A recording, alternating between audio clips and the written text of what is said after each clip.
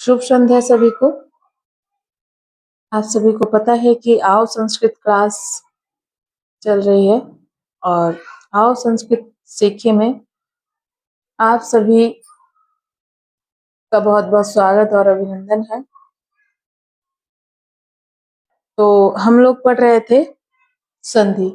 तो संधि की परिभाषा जान लिए, संधि के मुख्य प्रकार जान लिए और संधि के मुख्य प्रकार जानने के बाद उसमें स्वर संधि के भी भेद जान लिया और स्वर संधि का पहला भेद हम लोग पढ़ भी चुके थे। कौन सा? दीर्घ स्वर संधि। तत्पश्चात अभी हम लोग पढ़ने जा रहे हैं, सामने आपको व्हाइट बोर्ड में दिख रहा होगा, यण संधि। कौन सी संधि पढ़ने जा रहे हैं? यण संधि। तो यण संधि का सूत्र जो है वो लिखा हुआ है आपके सामने और यण संधि का सूत्र जो है, एक मिनट, यण संधि उसका सूत्र लिखा हुआ है। क्या लिखा हुआ है? इको यणचि। क्या लिखा है? इको यणचि। सबको दिख रहा होगा, सब देख पा रहे होंगे। इक, जैसा कि मैंने पहले भी बताया था, पिछले वीडियो में भी आप देखे होंगे क्लास में कि इक उसमें आया था अकह सवर्णे दीर्घा। दीर्घ संधि का जो सूत्र था उसका नाम था अकह सवर्णे दीर्घा। तो अक क्या है इसके बारे में आपको मैंने बताया था कि प्रत्याहार है और प्रत्याहार वाली क्लास भी हो चुकी है कि कैसे प्रत्याहार बनते हैं और प्रत्याहार क्या है। तो आप पिछली क्लास देखेंगे तो शायद इससे कनेक्ट हो पाएंगे। तो इको यणचि, अगर इसको अलग अलग पढ़ा जाएगा तो इको, ये जो ओ है ये बन जाता है विसर्ग और इसका एक सूत्र होता है अतोरोध पुतात अप्लुते और हसिचा इत्यादि विसर्ग संधि के सूत्र होते हैं। वो जब हम उस संधि को पढ़ेंगे तो पढ़ेंगे उसमें। फिलहाल अगर अलग अलग पढ़ेंगे तो पढ़ेंगे इकह यण अचि। अड़ा में आ है और यहाँ हलंत हो जाएगा अड़ा में और आ निकल आएगा तो अचि हो जाएगा, यानी इकह अण इकह यण अचि। तो तीन शब्द हो गए यहाँ पे। कौन कौन से? इक हो गया, यण हो गया और अचि हो गया। सारी कहानी इसी सूत्र में है यण संधि की। यानी इक का मतलब होता है जब प्रत्याहार है, इक प्रत्याहार में हम लोग देखेंगे तो आयु रिले के होंगे, वो चापने महेश्वर सूत्र पढ़े होंगे, उसमें देखा गया कि जब तक आप उधर वो क्लास नहीं देखेंगे, शायद जो पहली बार देख रहे होंगे उनको समझ में भी ना आए, कुछ बच्चे नहीं देखे होंगे तो देख लेंगे। तो इक यानी कि ई उ रीली और यड़ य व र ल और अचि, अचि का मतलब होता है सप्तमी एक वचन का रूप यहाँ प्रयोग हुआ है अचि में। अचि का मतलब मैंने पहले आपको बताया था, स्वर का दूसरा नाम क्या होता है? अच। तो अचि का ही यहाँ सप्तमी विभक्ति एक वचन में रूप दिया गया है अचि। यानी कि इक के बाद असमान कोई, अचि का मतलब अस्वर, यानी इक के बाद कोई स्वर आए तो कैसा स्वर आए? तो परिभाषा में बताया गया है कि असमान स्वर आए। असमान का स्वर का मतलब क्या हुआ कि जैसे इक में क्या आ रहा है? इक में आ रहा है ई और क्या आ रहा है? उ, फिर री और फिर री, ये इक के अंतर्गत आ रहा है। तो जब ये आ जाए और इसके बाद क्या है? ई ना आए, ई के बाद चाहे उ आ जाए, चाहे यहाँ पे ई आ जाए, री के बाद चाहे आ जाए, चाहे यहाँ पे आ या दीर्घ आ जाए, मतलब सेम नहीं आना चाहिए। क्यों सेम नहीं आना चाहिए? क्योंकि इसके पहले आपने दीर्घ स्वर संधि पढ़ी थी, उसमें क्या था कि ई के बाद ई आ जाता था तो दीर्घ हो जाता था। तो अगर यहाँ भी अगर ई आ जाएगा तब तो फिर यण संधि नहीं हो पाएगी ना, फिर तो दीर्घ हो जाएगी। इसलिए कहा कि इक के बाद, इक क्या है? ई उ री, यानी कि ये इक है, इसके बाद कोई असमान स्वर आए। असमान मतलब ई के बाद ई ना आए, चाहे उ आ जाए, री आ जाए, आ जाए, ए आ जाए, ओ आ जाए, कुछ भी आ जाए, लेकिन ई के बाद ई ना आए, क्योंकि ई के बाद ई आने पर क्या हो जाता है?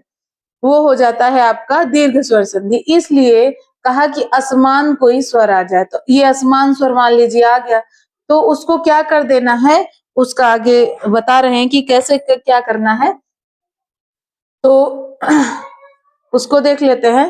नीचे परिभाषा मैंने अपने हिसाब से लिखी है, आपको बहुत तरीके मिलेंगे और संस्कृत टू संस्कृत भी मिलेगा जो कि हम भी पढ़ते हैं, लेकिन हम यहाँ पे सीखने के लिए आए हैं। ये बार बार हम कहते ही इसलिए हैं कि कभी कभी मेरी कोई पहले वीडियो देखेगा तो उसको लगेगा कि ये क्या है, और तो इसलिए संस्कृत सीखने के लिए हमें सबसे सरल तरीका अपनाना होगा, उसके बाद हम हायर में पहुंचेंगे। तो परिभाषा मैंने कुछ इस तरह से लिखी हुई है, आपको दिख रही होगी कि ई उ री ली के बाद, क्या लिखा हुआ है, ई उ री ली के बाद में यदि विषम स्वर आत, क्या लिखा है, ई उ री ली बाद में यदि विषम स्वर आत, यड़ संधि में ये क्रमशः य व र ल बन जात। यानी कि क्रमशः का मतलब जिस तरीके से ये ई उ री ली दिया है उसी क्रम में ये ई को क्या हो जाएगा, या हो जाएगा, उ को क्या हो जाएगा, वा हो जाएगा, री को क्या हो जाएगा, रा हो जाएगा, री को क्या हो जाएगा, ला हो जाएगा। ये कब हो जाएगा, जब ई उ री ली के बाद में यदि विषम स्वर आत, जैसे कि भी आपको यहाँ पे बताए थे हम कि यदि विषम स्वर यानी ई के बाद आ गया, उ आ गया, री आ गया, री आ गया, तो उस समय पे ई को हमें बदलना है, उ को बदलना है, री को बदलना है, री को, बाकी क्या आ रहा है उससे हमें मतलब नहीं है। यहाँ पे हमको इक को किस में बदल देना है, यण में बदल देना है, यही को यणचि हो जाएगा। तो इस तरह से इक को यण में बदलेंगे, देखते हैं उदाहरण से कैसे बदलते हैं। आपका पहला उदाहरण लिखा हुआ है, दिख रहा होगा, इति धन आदि, क्या लिखा हुआ है, इति धन आदि, यानी इति और धन आदि का बराबर क्या हो गया, इत्यादि। तो इति में आप देख पा रहे होंगे कि ह्रस्व इकार है, क्या है, ह्रस्व इकार है, आप देख रहे हैं यहाँ पे। तो इस ई को हमें बदलना है, क्योंकि पहले ही बात हो चुकी है कि इनके बाद में कोई भी विषम स्वर है, तो बाद में देखिए ई के बाद में क्या आया है, ई आया है क्या, नहीं आया है, आ आया है, यानी ई के बाद में आया है, यानी सेम नहीं है। सेम होता तो कौन सी संधि हो जाती, दीर्घ हो जाती। हमको दीर्घ करना नहीं, हमको तो यण संधि पढ़ रहे हैं, तो यण संधि करना है यहाँ पे। तो ई आया है, ई के बाद क्या आया है, आ आया है, तो ई और आ को मिला करके क्या बन गया है, या बन गया है। तो आप आ को मिलाएं चाहे ना मिलाएं, आ तो क्या हो गया, उसमें स्वर है, मिल ही जाएगा। ई को किसमें बदल देना है हमको, हमने परिभाषा में पढ़ा कि ई उ री ली को क्रमशः किसमें बदलना है, य व र ल को। तो इसमें जो इत में ई है, ये पहले वाली ई की बात नहीं हो रही है, ता में जो ई लगी है, मात्रा लगी है कि इस ई की बात हो रही है, कि आप लोग सोचे कि इसको तो बदल दिया गया। तो इस ई को आप देखिए यहाँ पे इत्यादि में क्या या हुआ है कि नहीं, आपको खुद दिख रहा होगा। पहले वाली ई सेम टू सेम लिखी है, फिर ता है, और ता में से जब स्वर निकल जाता है तो वो आधा बचता है, इसलिए आधा है। वो जब ई निकल गया तो ई किस में बन गया, जाके या बन गया। अब जब या बन गया तो उसी में ये आ की मात्रा लग गई और दा में लगा है, जैसे लिख दिया, इत्यादि बन जाता है।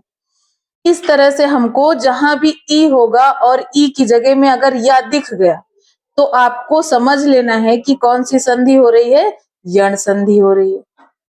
उम्मीद करते हैं थोड़ा बहुत समझ में आ गया होगा। फिर रिवीजन क्लास होगी तो हम लोग फिर से समझ लेंगे। एक बार दूसरे उदाहरण से देखिए, प्रतिधन एकम, क्या लिखा है, प्रतिधन एकम यानी प्रत्येकम।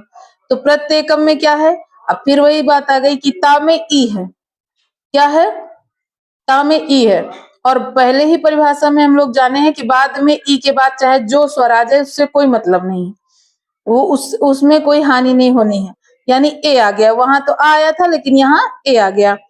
अभी भी हम ई को क्या करेंगे बताइए, ई को या ही करेंगे, क्या करेंगे, ई को या। आप देख पा रहे होंगे कि प्रति में जो ई है, प्रा को सेम लिख दिए प्रा, और ता से ई जब हटा दिए, क्यों हटाए, क्योंकि ई को हमें क्या बनाना है, या बनाना है। क्यों बनाना है, ऐसा नियम कहता है, ऐसा रूल्स है, ऐसा नियम है, परिभाषा है कि ई उ री री को क्या बना देना है, ई को या बना देना है, उ को वा बना देना है, री को रा बना देना है, और री को ला बना देना है।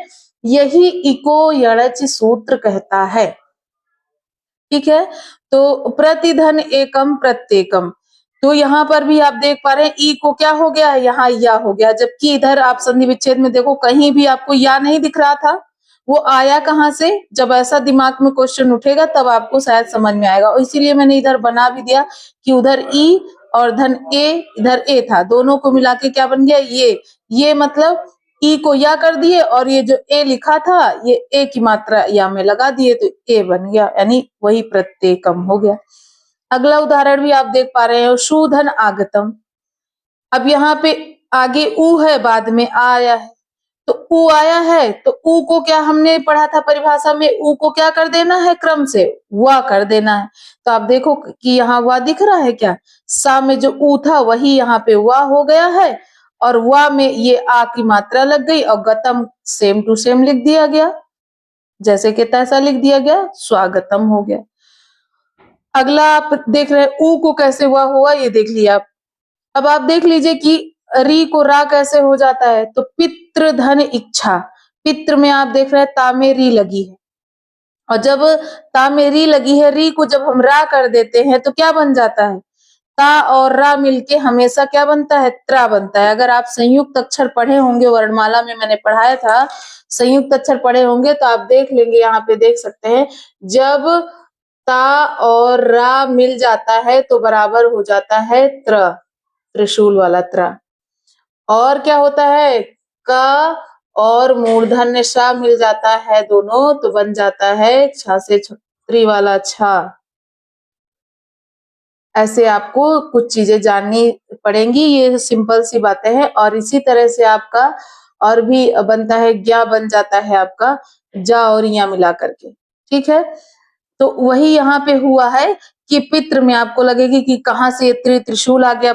देखिए आप देख पा रहे होंगे कि ये यहाँ क्या बन गया है? पितृक्षा। तो कैसे बन गया है?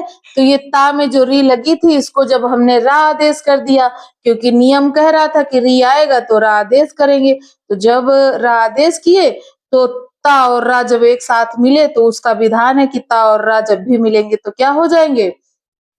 त्रा हो जाएगा। इसीलिए यहाँ पे त्रा हो गया। जब पित्र हो गया और त्रा में छोटी की मात्रा आगे इच्छा लिखा हुआ है, आगे इच्छा लिखा है ना, तो यही ई की मात्रा जब त्रा में लग गई और आगे आधा चा और छा लिखा था वैसे ही उतार दिया, यानी पितृक्षा हो गया। तो री में ई मिल गई, यानी री को क्या आदेश हो गया? रा आदेश हो गया। आगे ला में देख लीजिए कैसे है, री धन आकृति है, तो री को क्या कर देंगे? लाकृति कर दिया। कैसे? री को ला कर देंगे पूरा, तो री को ला कर दिया, जब री ये री था इसको हमने सीधा सीधा क्या कर दिया? ला कर दिया। क्या कर दिया? ऐसे हलंत वाला ला करेंगे। थोड़ा सा राइटिंग गड़बड़ा गया है, चलो कोई बात नहीं, फिर से लिख देते हैं।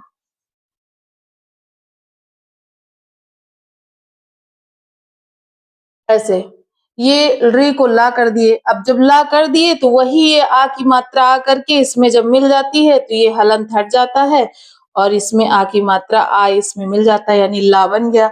आकृति वैसे ही उतार देंगे तो ये देखिए बन गया लाकृति। अब समझ में आ गया होगा, एक बार आप लोग ध्यान से फिर चीजों को देख सकते हैं कि कैसे क्या हुआ है, और उसके बाद आप नोट डाउन भी कर सकते हैं। और आशा करती हूँ कि समझ में आ गया होगा। तो ज्यादा बड़ी क्लास ना हो, क्योंकि बहुत लोग टाइम निकाल करके क्लास को देखते हैं, और भी सारे काम होते हैं। तो नेक्स्ट क्लास में फिर मिलेंगे, अगली क्लास में। तब तक के लिए धन्यवाद।